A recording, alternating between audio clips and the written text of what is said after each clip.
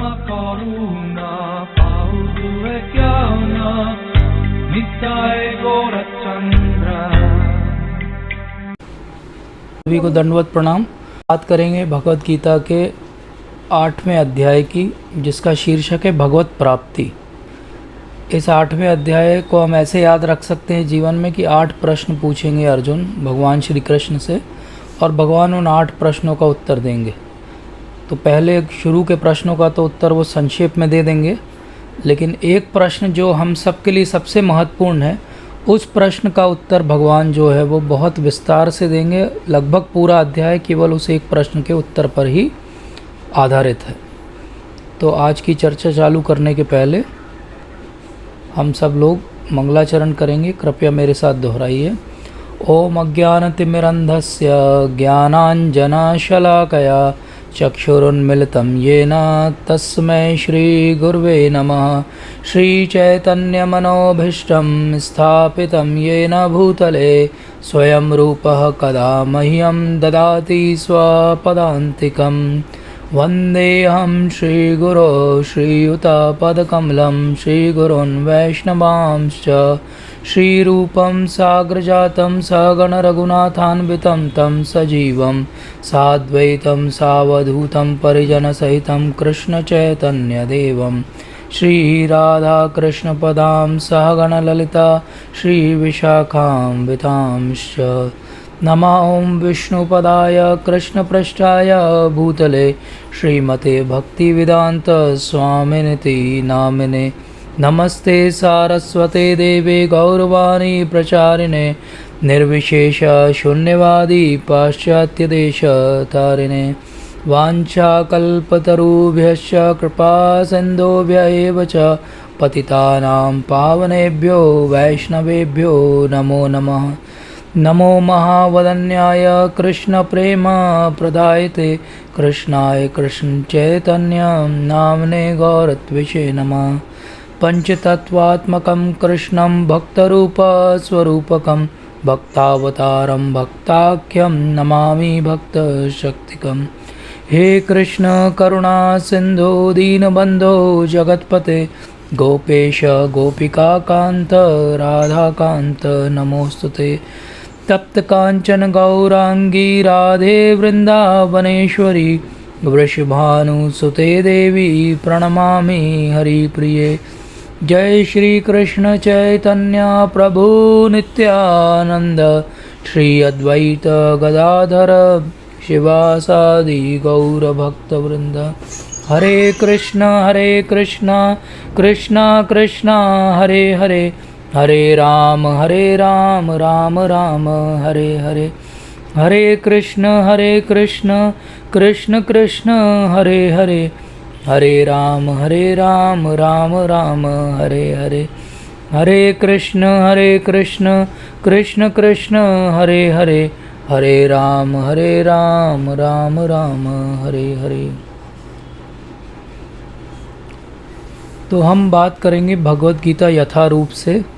और जैसा कि पिछले सत्रों में हमने बताया है कि भगवत गीता का हर जो शब्द है वो पूरी मानव जाति के लिए बहुत ही महत्वपूर्ण है। और कुछ टीकाकार तो यहाँ तक कहते हैं कि भगवत गीता की जो आधी मात्रा भी कहीं है तो वो भी मानव जाति का कल्याण कर सकती है। इसलिए भगवत गीता का एक नाम विभिन्न नामों में से अर्धमात्रिका है। अर्धमात्रिका का अर्थ होता है जिसकी आधी मात्रा भी व्यक्ति को तार दे। और कुछ टीकाकार तो उसके भी आगे निकल जाते हैं। वो कहते हैं कि भगवत गीता के श्लोक के बीच की जो स्पेस है, खाली स्थान है, वो भी कोई समझ ले तो उसका जीवन का उद्धार हो सकता है। तो इस तरह हमने एक संकल्प लिया है कि हम हर सप्ताह एक एक भगवत गीता के अध्याय को समझते जाएंगे। और इस तरीके से हम प्रयास कर रहे हैं कि हम पूरी भगवत गीता को एक ओवरव्यू के रूप में समझ सकें। और भगवान हमारा साथ दे रहे हैं, इसलिए हम करते करते आज 8वें अध्याय तक आ गए। अभी 8वां अध्याय इतना महत्वपूर्ण है कि श्रील प्रभुपाद जो international society for Krishna consciousness, अंतर्राष्ट्रीय कृष्ण भावना अमृत संघ के संस्थापक आचार्य हैं, उन्होंने इतनी सारी जगह इस पूरे अध्याय के ऊपर विस्तार से जो है वो चर्चा की है और उन्होंने उपदेश दिए हैं, लेक्चर्स दिए हैं। और इसके अलावा प्रभुपाद ने तात्पर्यों में तो सब कुछ समझाया ही है हमें। तो आज हम प्रभुपाद के लेक्चर्स, प्रभुपाद के जो भगवद गीता के तात्पर्य हैं वो, और पूर्ववर्ती आचार्यगणों ने उन पे क्या टीकाएं दी हैं, उन सब के सम्मिलित रूप से आज हमारे जीवन में इस अध्याय को कैसे हम लागू कर सकते हैं, इसको समझने का एक प्रयास करेंगे। तो जैसा कहते हैं श्रील प्रभुपाद तात्पर्य में कि 6 से 12वें अध्याय तक के 6 अध्याय जो हैं वो गीता के सार सर्वस्व हैं। सब कुछ गीता का सार जो है 6 से 12वें अध्याय के बीच में है। अगर कोई इन 6 अध्यायों को अच्छे से आत्मसात कर ले तो उसका जीवन जो है दिव्य कीर्ति सौष्ठव से सुवासित हो उठेगा। तो इसलिए पिछला हमने किया 6th 7th, अब हम जो है वो आगे आ गए। तो एक बात हम सबके मन में उठती है कि क्या है मृत्यु के बाद। हमारा ये जीवन जो हमें सामने दिखाई दे रहा है, जब ये नहीं रहेगा तो इसके बाद क्या होगा? क्या इसके बाद जीवन में कुछ है कि जैसा साइंटिस्ट कहते हैं कि हम एक भौतिक रूप से बने हुए जीव हैं और जब हमारा ये शरीर नष्ट हो जाएगा तो हम भी नष्ट हो जाएंगे। तो मृत्यु के बाद क्या है, ये प्रश्न सबके मन में होता है। और क्योंकि मैं डॉक्टर हूँ तो मैं मृत्यु को बहुत निकट से रोज़ देखता हूँ और मेरे मन में भी ये प्रश्न हमेशा रहता है और मैं इसका उत्तर ढूंढने का बहुत सारे विभिन्न प्रकार से प्रयास करता रहता हूँ। मैंने डेथ के ऊपर कई सारी पुस्तकें जो साइंटिफिकली लिखी गई लिटरेचर्स हैं वो पढ़े हैं। डेथ के कॉजेज़ के बारे में हम लोग बहुत रिव्यू करते रहते हैं कि कोई पेशेंट की डेथ क्यों हो गई। हम लोग कई बार कैंसर के टर्मिनली इल पेशेंट्स को देखते हैं जिनको पता है कि वो कुछ ही समय के मेहमान हैं इस धरती पे, और उनके जीवनचर्या में क्या परिवर्तन आ रहा है, उनकी सोच में क्या परिवर्तन आ रहा है, ये भी हम बहुत करीब से देखते हैं।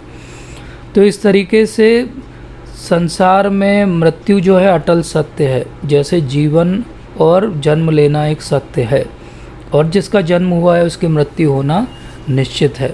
तो हम सबको मृत्यु के बारे में समझना चाहिए और आज का जो अध्याय है वो इसी बारे में भगवान एक हमें, आज की भाषा में अगर मैं कहूँ तो हैक देंगे। जैसा हम देखते हैं आजकल लाइफ हैक्स आते हैं कि एक छोटा सा ट्विक कर दीजिए तो आपकी लाइफ आसान हो जाएगी।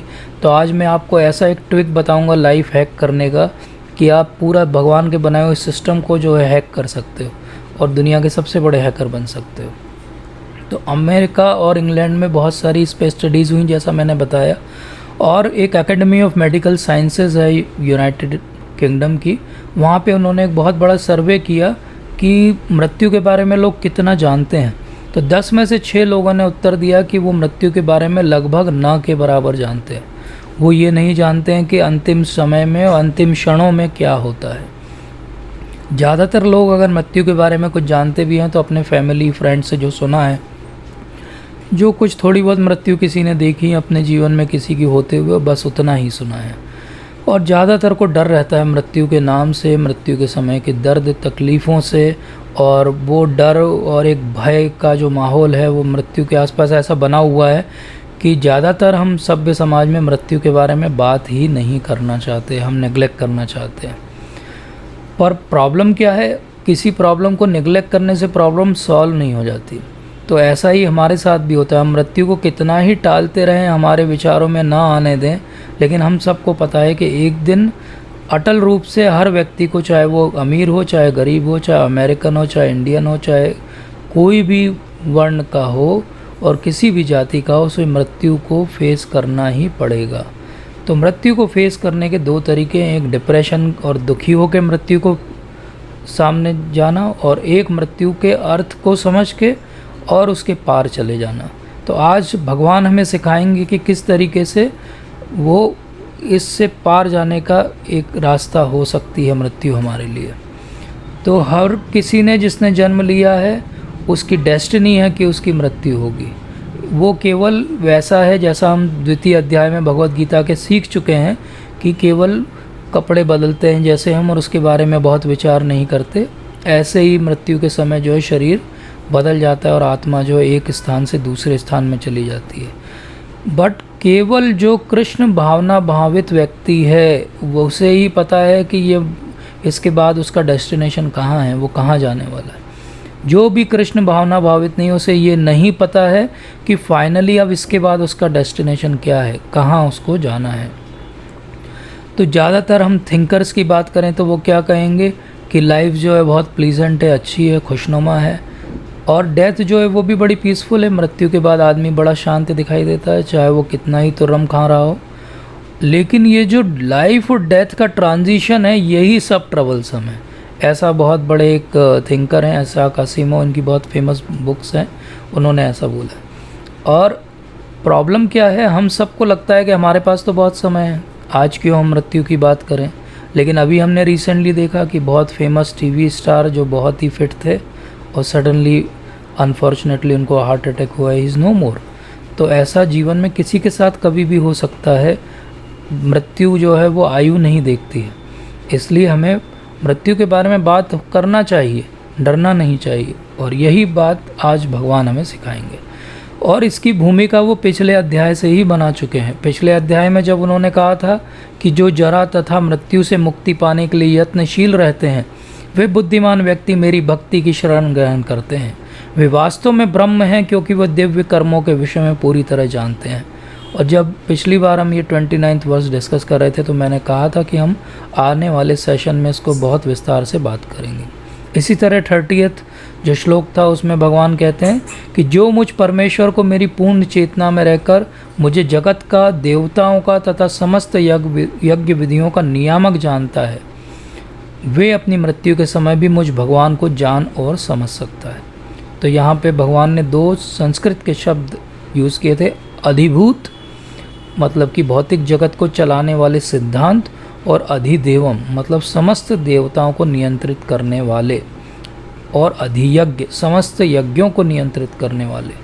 तो ये जो 3 शब्द हैं, आदिभूत, अधिदेव और अधियज्ञ, ये जब अर्जुन ने सुने और जब उन्होंने ये देखा कि भगवान मृत्यु के बारे में बात कर रहे हैं, तो अर्जुन बहुत जिज्ञासु शिष्य हैं। वो हमारे जैसे नहीं है कि हमने पूरा लेक्चर सुन लिया और एक भी प्रश्न नहीं उठता हमारे मन में। तो मैं हमेशा कहता हूँ, अगर आपके मन में एक भी प्रश्न नहीं उठा पूरा लेक्चर सुनने के बाद, तो या तो आपने कुछ भी नहीं सुना या आपको सब समझ में आ गया। संभावना पहली ज़्यादा होती है, दूसरी कम होती है। तो हम पहले श्लोक पे आते हैं। अर्जुन ने इसीलिए भगवान से कहा, हे भगवान, हे पुरुषोत्तम, ब्रह्म क्या है, आत्मा क्या है, सकाम कर्म क्या है, यह भौतिक जगत क्या है, यह देवता क्या है, कृपया करके यह सब मुझे बताइए। तो इतने सारे प्रश्न एक साथ अर्जुन के मन में आ गए 29 और 30 श्लोक सुनने के बाद में। तो यहाँ पे जब भी भगवान से अर्जुन कोई प्रश्न पूछते हैं, वो उनको एक बहुत विशेष संबोधन से जो है वो संबोधित करते हैं। जैसे यहाँ पे उन्होंने पुरुषोत्तम कहा, कभी मधुसूदन कहेंगे। तो क्यों ऐसा करते हैं वो? यहाँ ये दिखाने की बात है कि हम भी अगर किसी से प्रश्न पूछें तो विनीत भाव से पूछें और हम उनके सामने झुकें और उनसे उत्तर की जिज्ञासा करें। तो इसीलिए क्यों पुरुषोत्तम कहा, ये इतना रेलेवेंट है शब्द, क्योंकि भगवान श्री कृष्ण जो हैं वो पुरुषोत्तम है, पुरुषों में उत्तम है। वो साधारण पुरुष नहीं है, वो केवल अब उनके सखा नहीं है, अब वो उनके गुरु हैं। तो वो पुरुषोत्तम है और वो हाईएस्ट सुप्रीम अथॉरिटी हैं। इसीलिए ये प्रश्न उनके सामने रखे जा रहे हैं। जो प्रश्नों का उत्तर दे पाएगा उसी के सामने तो हम प्रश्न रखेंगे। जिसके सामने कोई उत्तर नहीं है और हमें पता है कि ये उत्तर नहीं दे पाएगा, तो हम उसके सामने वो प्रश्न रखेंगे भी तो व्यर्थ की एक्सरसाइज हो जाएगी। फिर पूछते हैं, हे मधुसूदन, यज्ञ का स्वामी कौन है और वह शरीर में कैसे रहता है, और मृत्यु के समय भक्ति में लगे रहने वाले आपको कैसे जान पाते हैं। तो यहाँ पे फिर जो है प्रश्न आ रहा है और प्रश्न के साथ में मधुसूदन के रूप में। सूदन कौन है? मधुसूदन, सूदन मतलब वध करना। मधु नामक एक जो है दानव है जिनका वध भगवान श्री कृष्ण ने किया और तभी से उनका नाम रखा गया मधुसूदन। इसी तरह अर्जुन के मन में भी ये जो सारे संशय हैं ये एक दानव की तरह ही सिर उठा रहे हैं। हमारे मन में भी संशय आते हैं और जब हम संशयों को समय पे उनको उत्तर नहीं ढूंढ के शांत नहीं करते तो वही संशय हमें भगवान से दूर ले जाते हैं, वही संशय हमें भक्ति से दूर ले जाते हैं। तो जब भी संशय उठे तुरंत उसका उत्तर ढूंढना चाहिए। तो इसलिए भगवान को मधुसूदन के नाम से कहा जा रहा है कि जिस तरह आपने मधु का वध कर दिया था, इसी तरह आप मेरे इन प्रश्नों का भी उत्तर दीजिए कि यज्ञ का स्वामी कौन है और मृत्यु के समय लोग कैसे आपको जान पाते हैं। तो इस तरीके से मृत्यु के समय होता क्या है? मृत्यु के समय हम सबको पता है कि 50,000 बिच्छुओं के काटने के बराबर दर्द होता है जब आत्मा शरीर को त्याग कर जाती है। तो you can imagine how painful death is. और केवल वो बात नहीं है, इमोशनल अटैचमेंट जो बॉडी से व्यक्ति का तब तक हो चुका है और वो बॉडी को छोड़ना नहीं चाहते, एन्जॉयमेंट्स को छोड़ना नहीं चाहता, तो कितनी तकलीफ़ होती होगी जब आत्मा शरीर को छोड़ के जाती है। उस तकलीफ़ वाले समय में क्या भगवान को हम याद कर पाते हैं? मैंने आईसीयूज़ में बहुत सारी ड्यूटीज़ की और मैं देखता हूँ कि लगभग मेरे याद में कोई व्यक्ति ऐसा नहीं आता जिसने अपना शरीर त्यागते वक्त भगवान को याद किया हो। ज़्यादातर लोग या तो आजकल वेंटिलेटर पे शरीर त्याग देते हैं, या फिर वो सडनली कोई एक्सीडेंट में अपना शरीर त्याग देते हैं, या जो कॉन्शियस भी होते हैं तो उन्हें अपने सगे संबंधी, अपनी पत्नी, अपने पति, अपने बच्चों की याद आती है, न कि भगवान की याद आती है। तो इसीलिए एक बहुत बड़े कुलशेखर अलवार हुए हैं साउथ इंडिया में, और श्रील प्रभुपाद इनके मुकुंद माला स्तोत्र से एक श्लोक उद्धत करते हैं और बोलते हैं, अलवार क्या कह रहे हैं कुलशेखर, कि हे कृष्ण, मैं आपसे विनती करता हूँ, प्रे करता हूँ कि मेरे मन का जो हंस है वो तुरंत जो है वो आपके चरणों में अभी जो है लॉक हो जाए। इसलिए लॉक हो जाए क्योंकि पता नहीं जब मेरा अंतिम समय आएगा तो मेरा जो गला है वो कब से भर जाए, और क्या मैं आपके बारे में सोच पाऊँगा कि नहीं सोच पाऊँगा। तो कंठ मेरा अवरुद्ध हो जाएगा और मैं आपको याद नहीं कर पाऊँगा, तो मेरा क्या होगा। इसलिए आज ही जो है आप मुझे लॉक कर दीजिए, आज ही अभी मुझे जो है आपकी भक्ति में पूरी तरीके से 100% संलग्न कर दीजिए। तो ये हमारी भी प्रेयर होना चाहिए कि प्रयाण काल में हमें कैसे जीना चाहिए। अब भगवान एक एक प्रश्न का उत्तर देंगे शॉर्ट में। भगवान ने कहा अविनाशी और दिव्य जीव ब्रह्म कहलाता है। तो ब्रह्म पूछा था, तो ब्रह्म का उत्तर क्या है? जो जीव है वो ब्रह्म है। उसका नित्य स्वभाव जो है आध्यात्म या आत्म कहलाता है। तो उसका जो नित्य स्वभाव है, मतलब भक्ति में लगे रहना, वो उसका स्वभाव आत्म कहलाता है। और जीवों के भौतिक शरीर से संबंधित गतिविधि कर्म या सकाम कर्म कहलाती है। तो जो भी एक्टिविटी हम एज ए लिविंग एंटिटी करते हैं, एज ए जीव करते हैं, वो सब गतिविधियां जो है वो कर्म या सकाम कर्म कहलाती है। तो यहाँ पे एक शब्द आया ब्रह्म, तो इसको भी विस्तार से समझना बहुत ज़रूरी है। एक होता है ब्रह्म, एक होता है ब्राह्मण, एक होता है ब्रह्मा।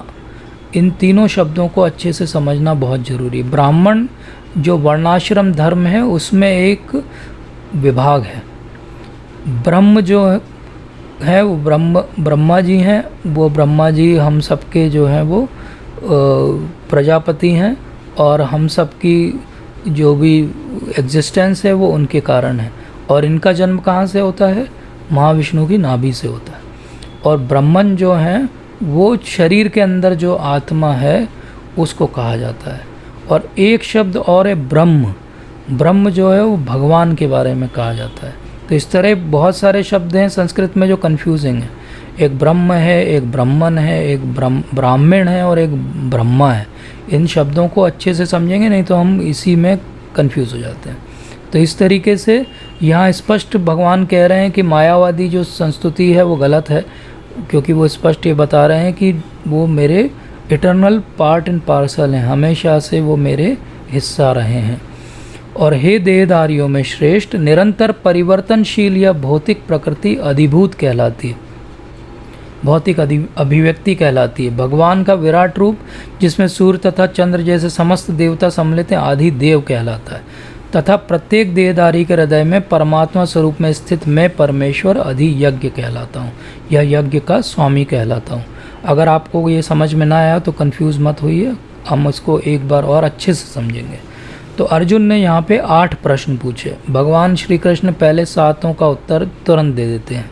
तो सबसे पहले वो बताते हैं कि ये जीव जिसका कभी विनाश नहीं होता है वो ब्रह्म है। जो आध्यात्म है, जो इटर्नल नेचर है, वो क्या है? भगवान के दास बने रहना, इसको बोलते हैं आध्यात्म। लेकिन उससे छोड़ के अगर ये ब्रह्म या जीव कुछ और करता है तो वो सब कर्म की श्रेणी में आ जाता है। और उसके कर्म की जो एक्टिविटी की लोकेशन है वो आदिभूत है। ये जो भौतिक जगत हमेशा परिवर्तनशील है। और आदिदेव क्या है? हमने पिछले सत्र में देखा था कि देवता होते हैं जो कंट्रोल करते हैं अलग अलग कॉस्मिक क्रिएशन की रेगुलेशंस को। तो उनको बोलते हैं देवता, और उनके सुप्रीम जो हैं वो आदि देव कहलाएंगे। और आदि यज्ञ क्या है? यज्ञ के स्वामी कौन है?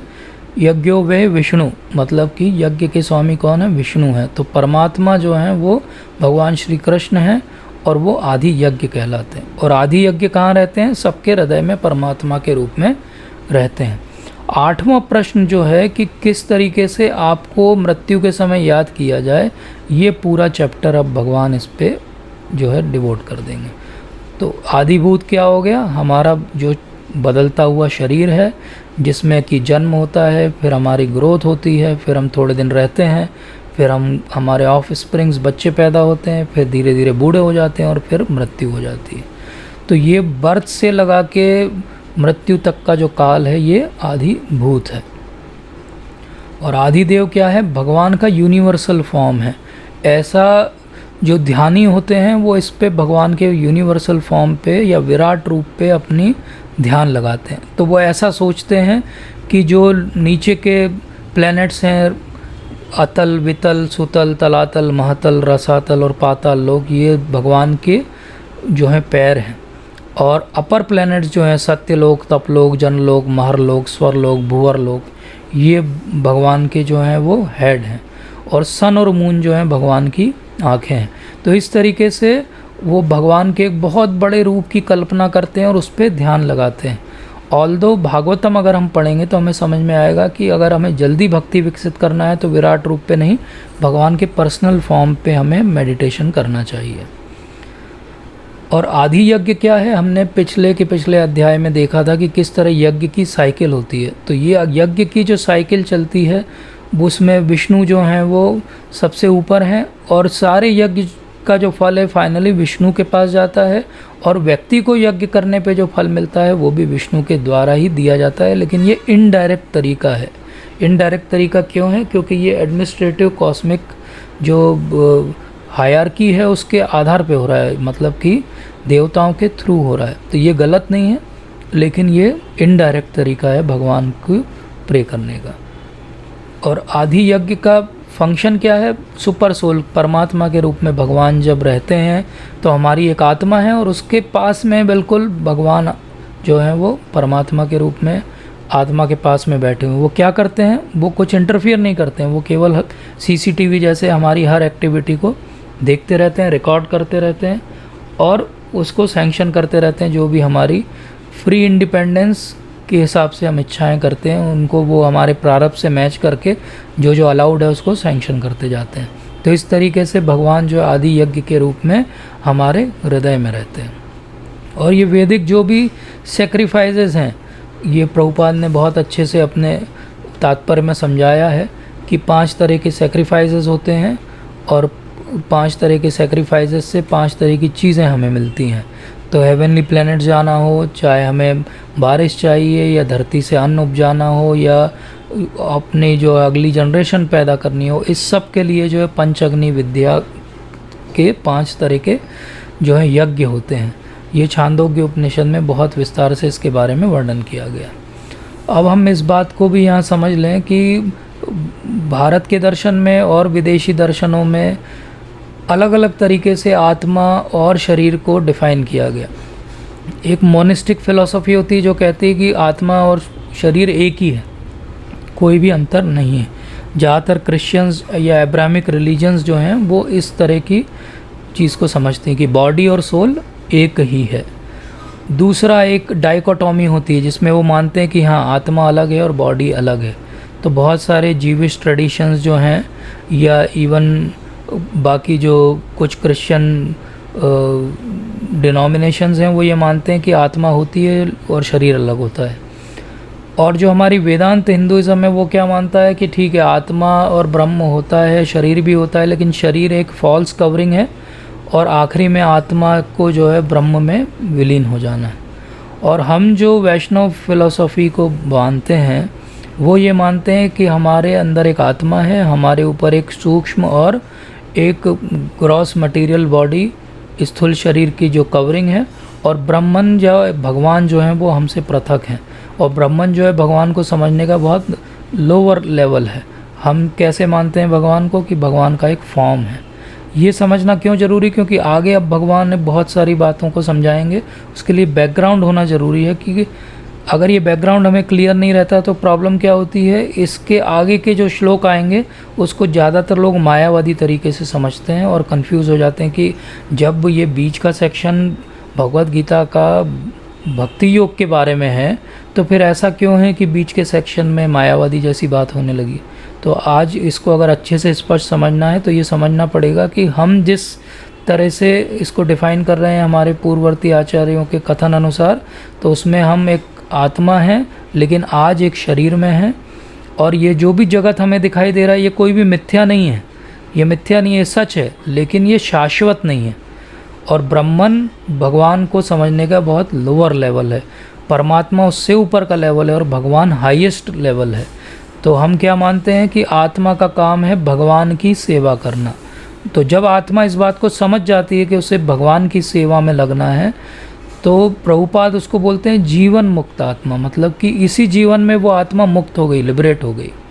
एक होती विदेह मुक्ति, विदेह मुक्ति मतलब जब हमने ये शरीर त्यागा और हमारी आत्मा यहाँ से छूट के जो है भगवान के लोक चली गई, तो ये तो तब हुआ जब हमने शरीर त्यागा।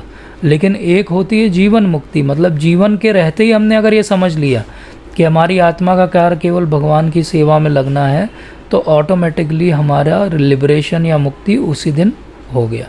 और ये प्रभुपाद बार बार इस तात्पर्य में और आगे भी भागवतम और चैतन्य चरितामृत में इस कॉन्सेप्ट को बहुत अच्छे से समझाते हैं। तो आई होप कि हम सबको ये समझ में आया होगा, और अब हम इसके आधार पे आगे समझेंगे कि हमारी जो रियलिटी है एग्जिस्टेंस की वो दो तरह की है। हम जो भी अपने समझ से और अपने इंद्रियों से अपने आसपास देखते हैं वो हमारे मन के प्रोजेक्शंस हैं, मन के थ्रू हम देखते हैं। तो ये पूरा संसार और ये हमारा शरीर और इस शरीर के सारे हिस्से और इस शरीर के कारण उपजे हुए सारे संबंध, ये सब एक ऑब्जेक्टिव रियलिटी है, और हम स्वयं जो हैं वो एक सब्जेक्टिव रियलिटी है। तो हम ये दोनों रियलिटी के बीच में कंफ्यूज होते रहते हैं, और इसीलिए मायावादी इतने कंफ्यूज हो जाते हैं कि वो कहते हैं कि ऑब्जेक्टिव रियलिटी कुछ भी नहीं है, तो वो कहते हैं जगत मिथ्या। लेकिन जो वैष्णव सिद्धांतवादी हैं वो ये कहते हैं कि नहीं, ये जगत है लेकिन ये जगत शाश्वत नहीं है। और इसी बात को अब भगवान और अच्छे से समझाएंगे। और यही बात पिछले अभी जो सेक्शन हमने पढ़ा इसमें बलदेव विद्याभूषण जी, जो कि भगवत गीता के बहुत महान टीकाकार हैं, उन्होंने भी इस बात को ऐसे ही समझाया है। तो वो ये कहते हैं कि ये जो आदि शब्द सबके आगे लगा हुआ, आदि देव, आदि भूत, आदि यज्ञ, आदि का क्या मतलब होता है? तो आदि का मतलब होता है अबो, ओवर एंड अबो, मतलब कि ऊपर, एक लेवल ऊपर की बात हो रही है। तो आदि यज्ञ का अर्थ क्या हो गया, यज्ञ के ऊपर कौन है। आदि देव का अर्थ हो गया कि देवों के ऊपर कौन है। इसी तरीके से आदि भूत का अर्थ हो गया कि ग्रोस फिजिकल चीज़ों के ऊपर कौन है। तो अब हम आते हैं सेकंड सेक्शन पे। सेकंड सेक्शन में भगवान बताएंगे, एक बेसिक कॉन्सेप्ट देंगे कि जो भी कोई व्यक्ति मृत्यु के समय जो चीज़ याद करेगा वैसा उसके साथ होगा। फिर अगले सेक्शन में भगवान बताएंगे कि मृत्यु के समय किस तरीके से उन्हें याद करना चाहिए, और फिर बताएंगे कि अनन्य भक्ति के द्वारा कैसे ये संभव है। और फिर वो कंपैरिजन बताएंगे और बताएंगे कि किस तरह सुप्रीम जो अवॉर्ड है वो सबसे अच्छा है। तो भगवान अब एक कॉन्सेप्ट दे रहे हैं, इस कॉन्सेप्ट को बहुत ध्यान से सुनिए। अगर मैं कहूँ कि इस पूरी भगवत गीता में सबसे महत्वपूर्ण कॉन्सेप्ट आज हम सबके लिए समझने के लिए क्या है, तो वो ये वाला है कि जीवन के अंत में जो केवल मेरा स्मरण करते हुए शरीर का त्याग करता है वह तुरंत मेरे स्वभाव को प्राप्त करता है, इसमें रंच मात्र भी संदेह नहीं है। तो यहाँ भगवान ने 2 बार बोला माम, मतलब कि मेरा। क्यों बोला? क्योंकि उन्हें पता था कि लोग उसका कुछ और अर्थ निकाल देंगे। मायावादी हैं जो ये मानते हैं कि ब्रह्मन में हमें विलीन होना है, इसलिए भगवान ने इस श्लोक में 2 बार मेरा बोला। तो इसमें कोई कन्फ्यूजन नहीं है। भगवान कह रहे हैं किसका स्मरण करना है, ब्रह्म का स्मरण नहीं करना है, भगवान का श्री कृष्ण के रूप में स्मरण करना है। और जो इस तरीके से मृत्यु के समय स्मरण करेगा वह तुरंत भगवान के इस स्वभाव को प्राप्त करेगा। और भगवान स्पष्ट कह रहे हैं कि इसमें कोई भी संदेह नहीं है। और इसका उदाहरण हम देखते हैं अजामिल की कथा में कि किस तरीके से अजामिल जो है मृत्यु के समय भगवान का स्मरण करते हैं और विष्णुदूत आके उन्हें बचा लेते हैं। फिर कहते हैं, अब ये एक बेसिक कॉन्सेप्ट दे रहे हैं भगवान कि हे कुंती पुत्र, शरीर त्यागते समय मनुष्य जिस जिस भाव का स्मरण करता है वह उस भाव को निश्चित रूप से प्राप्त होता है। तो बात यह है कि आप जो चीज़ याद करोगे वैसा आपको अगला शरीर मिलेगा। आप कोई मृत्यु के समय अपने जो है बहुत प्यारे कुत्ते को याद करेगा तो उसका अगला जीवन कुत्ते के समान होगा। और इसका उदाहरण क्या है? जड़ भरत, जो इतने बड़े राजा थे, भरत महाराज, सब कुछ त्याग दिया उन्होंने, सारा वैभव, जंगल चले गए और बिल्कुल ऋषि के भांति रहने लगे। लेकिन क्या हुआ? एक छोटा सा शावक था, हिरण बच्चा नवजात, जो मर जाता अगर उसे कोई ध्यान नहीं देता, और ये अपने आश्रम में ले आए और धीरे धीरे उनसे इतनी आसक्ति हुई कि मृत्यु के समय उन्हें उसी की याद आई। और क्या हुआ? अगला जीवन उन्हें हिरण का लेना पड़ा। तो इसलिए हमें बहुत ध्यान रखना चाहिए कि मृत्यु के समय हम क्या याद करेंगे। अब बात ये नहीं कि हम जीवन में कुछ भी करते रहें और अंत में जो है भगवान को याद कर लेंगे। एक्चुअली भगवान ये बात क्यों कह रहे हैं कि मृत्यु के समय क्या याद करते हो आप? इसका अर्थ है कि पूरा जीवन आपको उस प्रकार से जीना पड़ेगा कि अंत में आपको भगवान की याद आए। और अगर ऐसी याद नहीं आएगी तो इस तरह का कुछ हाल होगा हम सबका, और वो अच्छा नहीं है हमारे लिए, क्योंकि ये बड़ा पेनफुल है, बहुत ज़्यादा दुखदाई है। इसलिए ये याद रखना चाहिए कि जिस तरीके से एक शेर के मुंह में उसका स्वयं का बच्चा भी है और उसको वो क्या करेगा, उससे मृत्यु से बचाने के लिए वो कहीं लेके जा रहा है, बचाएगा उसको, मारेगा नहीं अपने दांतों से, जबकि उसके दांत जो हैं बहुत तीखे हैं। लेकिन वहीं पे एक हिरण अगर उसके मुंह में है तो उसकी मृत्यु निश्चित है। तो आप ये देखिए कि वही मुंह है, वही दांत हैं, लेकिन एक की मृत्यु हो गई और एक को सुरक्षित स्थान पर ले जाया जा रहा है। इसी तरह वही मृत्यु है वो एक भौतिक व्यक्ति के जीवन में भी आएगी और वही मृत्यु जो है वो एक भक्त के जीवन में भी आएगी। अंतर यही रहेगा कि हम किधर हैं। हम अगर भगवान के कृपालु बन गए तो हम जो है वो तर जाएंगे, और नहीं तो फिर हम मर ही जाएंगे। अतएव हे अर्जुन, तुम्हें सदैव कृष्ण के रूप में मेरा चिंतन करना चाहिए और साथ ही युद्ध करने का कर्तव्य को भी पूरा करना चाहिए। अपने कर्मों को मुझे समर्पित करके तथा अपने मन और बुद्धि को मुझ में स्थिर करके तुम निश्चित रूप से मुझे प्राप्त कर सकोगे। तो यहाँ क्या कह रहे हैं भगवान कि कृष्ण के रूप में मेरा चिंतन भी करो, लेकिन साथ में युद्ध करने का कर्तव्य भी करो। क्योंकि क्या होता है, अर्जुन की तो अभी टेंडेंसी जंगल में भागने की है, तो इसलिए तुरंत भगवान ने क्लियर कर दिया कि तुम्हें मेरा चिंतन करना है, लेकिन जंगल में नहीं, कर्तव्य को करते हुए अपने कर्मों को मुझे समर्पित करके तुम्हें करना है। तो हमें मृत्यु कैसी लगती है? हमें लगता है कि मृत्यु मतलब ये घर को छोड़ के जाना पड़ेगा। एक्चुअली मृत्यु का अर्थ है कि हम अपने घर जा रहे हैं। हमको केवल ये डिफ़ाइन करना है अपने जीवन में कि एक्चुअली हमारा घर कहाँ है। अगर हम इस घर को जिसमें आज हम जी रहे हैं और इस पूरे संसार को अपना घर समझते हैं तो डेफिनेटली हमें बहुत दुख होगा। और अगर हमें ये समझ में आ जाए कि ये मेरा घर नहीं है, मेरा घर तो वहाँ है, मैं तो यहाँ गलती से आ गया था, तो हमें प्रसन्नता होगी मृत्यु के समय। तो fear of death is just because of miss identification. और इसीलिए भगवान कहते हैं कि जो व्यक्ति मेरा स्मरण करने में अपना मन निरंतर लगाए रखकर अविचलित भाव से भगवान के रूप में मेरा ध्यान करता है, वह मुझको अवश्य ही प्राप्त होता है। तो यहाँ भी कॉन्सेप्ट भगवान ने क्या दिया? पहला कॉन्सेप्ट दिया कि अंत समय में मुझे याद करना पड़ेगा। फिर दिया कि केवल याद करने से नहीं होगा, मन भी पूरा विचलित भाव से मेरे ध्यान में होना चाहिए। ऐसा नहीं होना चाहिए कि बस मुझे याद कर लिया। अविचलित भाव से मन को हमें कंट्रोल करना पड़ेगा। तो ये मन कहाँ से कंट्रोल में आएगा, और इसके बारे में हम पहले भी चर्चा कर चुके हैं ध्यान योग में। लेकिन एक बात जो बेसिक है वो ये कि हमारी सबकी भगवान के बारे में मेमोरी है। हम सब ने भगवान के दर्शन किए हैं, लेकिन आज हम उसको विस्मृत हो गए, भूल गए। हमें केवल इतना करना है कि अगर हम हरे कृष्ण महामंत्र का जाप करेंगे तो हमारे जो ये मेमोरी है ये रिवाइव होगी और हम फिर से भगवान के पास जा पाएंगे। तो हमें कॉन्स्टेंटली प्रभुपाद इस श्लोक के तात्पर्य में समझाते हैं कि भगवान चाहे कृष्ण के रूप में, चाहे राम के रूप में, चाहे नारायण के रूप में, किसी तरीके से हमें भगवान को याद करना है। क्यों अभी से याद करना है? तो एक तो याद करने की प्रैक्टिस बनेगी, इसलिए याद करना है।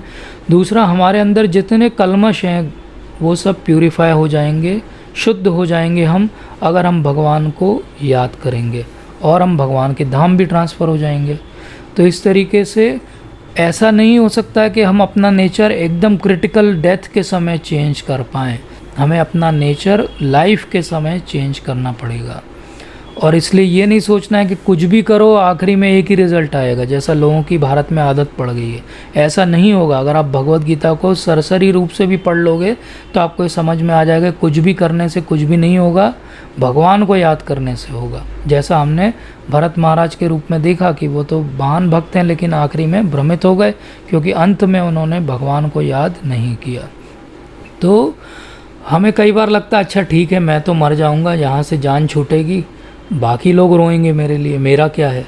लेकिन बात यह है कि बाकी लोग जितना आपकी मृत्यु के बारे में सोचते हैं उससे ज़्यादा इम्पोर्टेंट आपकी मृत्यु आपके स्वयं के लिए है। अगर आप ये बेसिक बात समझ जाओगे तो आप सीरियस हो जाओगे लाइफ में। इसीलिए प्रिंसिपल क्या है, सिंपल प्रिंसिपल है कि किसी भी तरीके से भगवान को याद करना है, अलग अलग लेवल पे, चाहे मेंटल लेवल पे हमेशा भगवान के जो स्वरूप है उसको याद करना है और हरे कृष्ण मंत्र का जाप करना है। फिज़िकल लेवल पे हम कैसे भगवान को याद कर सकते हैं, जो भी सेवा करें कार्य करें वो भगवान के लिए करें। इंटेलेक्चुअल लेवल पे अभी भगवान ने समझाया कि मन और बुद्धि दोनों को मेरे पे जो है वो ध्यान लगा दो, तभी जो है तुम्हें अल्टीमेटली मेरी याद आएगी मृत्यु के समय। तो इस तरीके से ये श्योरिटी ऑफ अटेनिंग, भगवान को पक्का हम पा लेंगे, ये रिज़ल्ट हमें तब मिलेगा जब हम मेंटल, फिज़िकल और इंटेलेक्चुअल तीनों लेवल पे भगवान को याद करेंगे। और प्रभुपाद बहुत ही अच्छा उदाहरण देते हैं अपने तात्पर्य में। वो बताते हैं कि जिस तरीके से एक कैटरपिलर होता है और वो कोकून में अंदर बंद है लेकिन वो पूरे टाइम मेडिटेट करता रहता है कि मुझे एक बहुत सुंदर तितली बनना है, मुझे एक बहुत सुंदर तितली बनना है, तो क्या होता है वो आखिर में उस से बाहर आता है और एक बहुत सुंदर तितली के रूप में उसका स्वरूप बन जाता है। इसी तरह आज हम सब लोग जो हैं वो कैटरपिलर जैसे हैं, हम भक्त नहीं हैं, लेकिन हम इस बात पे ध्यान लगाते रहेंगे और सेवा में लगे रहेंगे गुरु की और भक्तों की, तो धीरे धीरे हमारा ध्यान जो है वो इतना विकसित हो जाएगा कि हमें अपने स्वरूप का भान हो जाएगा। तो जिस तरह कैटरपिलर बटरफ्लाई बन जाता है वैसे ही हम भी जो है वो भक्त बन जाएंगे।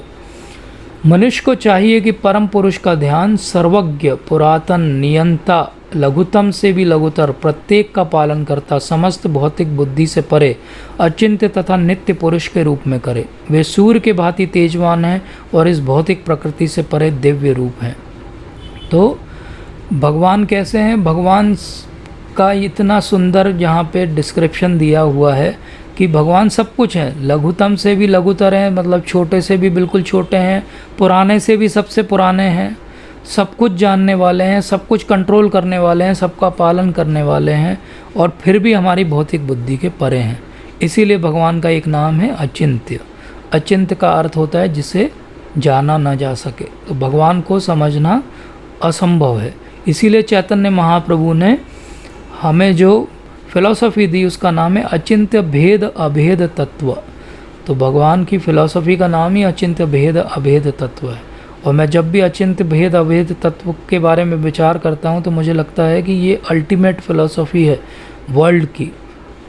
आप किसी भी फिलोसोफर को पढ़ लो और आप ये एक फ़िलोसॉफ़ी पढ़ लो, आपको तुरंत जो है बाकी महान फिलोसोफर्स जिनका नाम चल रहा है उनके थ्योरीज़ के अंदर बहुत सारे होल्स समझ में आ जाएंगे अगर आपने अचिंत्य भेद अभेद तत्व को समझ लिया। तो इस तरीके से भगवान के लिए कोई भी प्रॉब्लम बहुत बड़ी नहीं है और एक्चुअली कोई भी प्रॉब्लम बहुत छोटी भी नहीं है, क्योंकि वो सबसे छोटे से भी छोटे हैं। वो कितने छोटे हैं, वो इतने छोटे हैं कि हम आत्मा का डिस्क्रिप्शन हमने 2nd चैप्टर में पढ़ा था कि हमारे बाल का जो अग्रभाग है उसका 1/10,000 पार्ट जो है आत्मा का डिस्क्रिप्शन श्वेताश्वर उपनिषद में दिया गया। लेकिन उस आत्मा के अंदर भी और उस आत्मा के बिल्कुल पास में भी कौन है, परमात्मा के रूप में है। सबसे छोटी फिजिकल एंटिटी अगर हम कुछ डिस्क्राइब कर सकते हैं तो वो एटम्स को कर सकते हैं या क्वार्क्स को कर सकते हैं। तो 2 क्वार्क्स के बीच खाली जो जगह है उसके बीच में भी भगवान है। तो भगवान कैसे हैं, कवि हैं, वो सब कुछ जानते हैं, पास्ट प्रेजेंट फ्यूचर, ये पहले भी भगवान कह चुके हैं। वो सबसे पुराने हैं, वो सबको कंट्रोल करते हैं और वो अचिंत्य हैं। लेकिन फिर भी वो पुरुष के रूप में हैं, क्योंकि ये 7 चीज़ें सुनने के बाद क्या लगता है, अच्छा तो भगवान कोई लाइट होंगे, भगवान कोई साउंड होंगे, इसलिए भगवान ने शब्द यूज़ किया रूपम, मेरा रूप फिर भी है। कैसा रूप है वो? जैसे हजारों दिव्य सूर्य एक साथ उदय हो जाएं, ऐसा भगवान का रूप है। तो अब भगवान आगे के योग मिश्र भक्ति के बारे में बताएंगे। तो आगे के जो श्लोक हैं ये योग मिश्र भक्ति वाले व्यक्ति कैसे अपना जीवन जीते हैं और कैसे वो अंत समय में भगवान को याद करने का प्रयास करते हैं। तो योग मिश्र भक्त कौन होते हैं? जो बेसिकली योगी थे लेकिन उनके जीवन में अब भक्ति धीरे धीरे आ रही है, उदय हो रहा है भक्ति का, और लेकिन उनका योग से जो नाता है, ध्यान करने से जो नाता है वो भी टूटा नहीं। तो जैसे हमने ध्यान योग में, अष्टांग योग में सीखा था, वैसे ही उन नियमों का भी पालन करेंगे वो, लेकिन भगवान के रूप में भगवान पे फोकस और मेडिटेट भी करेंगे। तो ये क्या कर रहे हैं? अपने मन को भगवान में लगा रहे हैं। तो ऐसे योग मिश्र भक्त क्या करते हैं? मृत्यु के समय जो व्यक्ति अपने प्राणों को भोग के मध्य में स्थिर कर लेता है और आज अविचलित मन से पूर्ण भक्ति के साथ परमेश्वर के स्मरण में अपने आप को लगाता है और निश्चित रूप से भगवान को प्राप्त होता है। तो इस तरह योग मिश्र भक्त कैसे भगवान के पास जाता है? उसको बहुत प्रयास करना पड़ता है, क्योंकि हमें अगर कोई 2 मिनट भी एक स्थान पर बैठने को बोले तो मुश्किल है, और मृत्यु के समय कोई बोले कि अब अपना ध्यान जो है भुवों के मध्य में लगा दो, तो वो तो लगभग असंभव है। लेकिन इन योगियों ने क्या किया? पूरा जीवन इसकी प्रैक्टिस की है अष्टांग योग के द्वारा, इसलिए वो भगवान पे अंत समय में ध्यान लगा सकते हैं और अंत समय में उनके सारे चक्र खुल जाते हैं और जो है वो फाइनली भगवान के धाम चले जाते हैं, क्योंकि उनका पूरा मन जो है वो केवल भगवान में लगा हुआ है, उनका मन कहीं भी विचलित नहीं हो रहा है। जो वेदों के ज्ञाता हैं, जो ओंकार का उच्चारण करते हैं, जो संन्यास आश्रम के बड़े बड़े मुनि हैं, वे ब्रह्म में प्रवेश करते हैं। ऐसी सिद्धि की इच्छा करने वाले ब्रह्मचर्य व्रत का अभ्यास करते हैं। तो ये भगवान यहाँ क्या बता रहे हैं कि किस तरीके से बड़े बड़े योगी मुनि अपना शरीर त्याग करते हैं। ये भगवान कॉन्ट्रास्ट करने के लिए बता रहे हैं कि देखो उन्हें कितना प्रयास करना पड़ता है, और प्रयास करने के बाद भी अंत में उन्हें क्या मिलता है? केवल ब्रह्म के लेवल का रियलाइजेशन मिलता है। वो परमात्मा और वो भगवान को नहीं समझ पाते तब भी। तो अब भगवान ये विधि बता रहे हैं कि कैसे ये विधि जो है वो होती है। तो एक होता है ब्रह्म, जो कि भगवान का तेज है, एक भगवान परमात्मा के रूप में हम सबके हृदय में और पूरे संसार में व्याप्त हैं, और एक है भगवान के रूप में। तो इस तरीके से हम सब ने अपनी छोटी क्लासेस में पढ़ा था कि भगवान ओमनी प्रेजेंट, ओमनी पोटेंट और ओमनीशिएंट होते हैं। तो ओमनी प्रेजेंट को हम कहते थे कि भगवान हर जगह जो है वो मौजूद हैं। ओमनीशिएंट का अर्थ होता था कि भगवान जो है सब कुछ जानने वाले हैं, और ओमनी पोटेंट का अर्थ होता था कि भगवान में इतना पावर है कि वो कुछ भी कर सकते हैं। तो इस तरीके से ओमनी पोटेंट के रूप में जो है भगवान है, और ओमनीशिएंट के रूप में वो परमात्मा के रूप में हमारे हृदय में विराजमान है, और ओमनी प्रेजेंट के रूप में वो ब्रह्म के रूप में यहाँ पे मौजूद है। तो इस तरीके से हम देखते हैं कि ये जो 3 लेवल पे भगवान की अंडरस्टैंडिंग है, ज़्यादातर धर्मों में या तो ब्रह्म के लेवल पे या परमात्मा के लेवल पे ही वो भगवान की समझ रुक जाती है। लेकिन हम बहुत ही भाग्यशाली कि हमें भगवान के बारे में असली में ज्ञात है। तो समस्त इंद्रिय क्रियाओं से विरक्ति को योग की स्थिति कहा जाता है, और इंद्रियों के समस्त द्वारों को बंद करके तथा मन को हृदय में और प्राणवायु को सिर पर केंद्रित करके मनुष्य को अपने आप को योग में स्थापित करता है। तो ये भगवान इसीलिए बता रहे हैं कि क्या तुम ये कर पाओगे? इस योगाभ्यास में स्थित होकर अक्षरों के परम संयोग यानी ओंकार का उच्चारण करते हुए यदि कोई भगवान का चिंतन करता है तो अपने शरीर का त्याग करते हुए निश्चित रूप से आध्यात्मिक लोगों को जाता है। तो अब ये सब करते हुए साथ में ओंकार का उच्चारण भी हमें करना पड़ेगा। तो वैदिक सिस्टम में ओंकार को बहुत ज़्यादा महत्व दिया जाता है। प्रभुपाद तात्पर्य में बताते हैं कि आज के समय में जब ब्रह्मचारी बने रहना असंभव है, इसलिए ये वाला वैदिक सिस्टम ओंकार वाला नहीं चल सकता है कलयुग में। तो इसलिए कलयुग का युग धर्म क्या है? हरिनाम संकीर्तन जो है वो कलयुग का युग धर्म है। क्यों? क्योंकि ओम या ब्रह्म का उच्चारण करना और भगवान श्री कृष्ण के नाम में कोई भी अंतर नहीं है। इम्पर्सनल साउंड जो है कृष्ण का वो ओम है, और जब हम हरे कृष्ण कृष्ण कृष्ण हरे हरे, हरे राम राम राम हरे हरे इसका जाप करते हैं तो ये पर्सनल फॉर्म है। पर्सनल फॉर्म का एडवांटेज ये है कि ये हमारा बोर्डिंग पास है जो सीधे हमें गोलोक ले जा सकता है। तो हे अर्जुन, जो अनन्य भाव से निरंतर मेरा स्मरण करता है उसके लिए मैं सुलभ हूँ, क्योंकि वह मेरी भक्ति में प्रवृत्त रहता है। तो यहाँ पे अब भगवान समझा रहे हैं कि अब ये सब ओम और ये सब भूल जाओ, मेन पॉइंट ये है कि अनन्य भाव से मेरा स्मरण तुम्हें करना पड़ेगा। अगर तुम करोगे तो मैं बहुत सुलभ हूँ। और ये एक स्थान है जहाँ पे भगवान ने एक शब्द यूज़ किया है, वो है सुलभ, भक्ति के लिए। तो बाकी सब जगह भगवान कहते हैं कि भक्ति फास्ट है, लेकिन यहीं पे भगवान कहते हैं कि भक्ति सुलभ भी है। क्योंकि पिछले कॉन्ट्रास्ट से हमने देखा कि बड़े बड़े योगी जो हैं वो मृत्यु के समय इतना कंट्रोल होता है उनका, इसलिए वो भगवान पे ध्यान लगा पाते हैं और फिर भी वो ब्रह्म पे लगा पाते हैं या परमात्मा पे लगा पाते हैं। लेकिन भक्त जो है वो क्या करता है, अनन्य भाव से निरंतर ही स्मरण करता है भगवान का, तो मृत्यु के समय उसको कोई एक्स्ट्रा एफर्ट्स नहीं करना पड़ते, वो तो ऑटोमेटिक उसका स्वभाव ही बन चुका है भक्ति करना, इसलिए उसको अंत में भगवान की याद आएगी। इसलिए स्वभाव अगर हम बदलें अपना, तो कर्मी का स्वभाव क्या है, कर्मी की इच्छा हमेशा है भौतिक इंद्रिय तृप्ति की इच्छा। ज्ञानी की इच्छा क्या है, ज्ञानी जो है वो भौतिक इंद्रिय तृप्ति देख देख के परेशान हो चुका है, तो बोलता नहीं नहीं ये सब मुझे नहीं चाहिए, I don't want all this. तो वो क्या चाहता है कि ये जो मेरी तकलीफ़ें हैं इससे मेरी मुक्ति हो जाए। योगी को क्या चाहिए, योगी को सिद्धि चाहिए कि मैं पानी पे चलूँ, मैं हवा में उड़ूँ, मैं ध्यान करूँ, मैं यहाँ से वहाँ पहुँच जाऊँ। लेकिन जो अनन्य भक्त है भगवान का, वो क्या चाहता है, अनन्य भक्त भगवान का केवल ये चाहता है कि भगवान कैसे प्रसन्न होंगे, और उनको प्रसन्न करने के लिए अगर मुझे जो है वो किसी हेलिश प्लेनेट में, नरकों में भी वास करना पड़े अनंत काल तक, तो मुझे उससे कोई परेशानी नहीं है। तो इस तरीके से एक अनन्य भक्त की इच्छा केवल भगवान को प्रसन्न करने की इच्छा है, बल्कि कर्मी, ज्ञानी और योगी की इच्छा अपने शरीर के आसपास की प्रॉब्लम्स को ही सॉल्व करने की इच्छा है। इसीलिए सतत कीर्तन कोई कर सकता है तो वो केवल भक्त कर सकता है।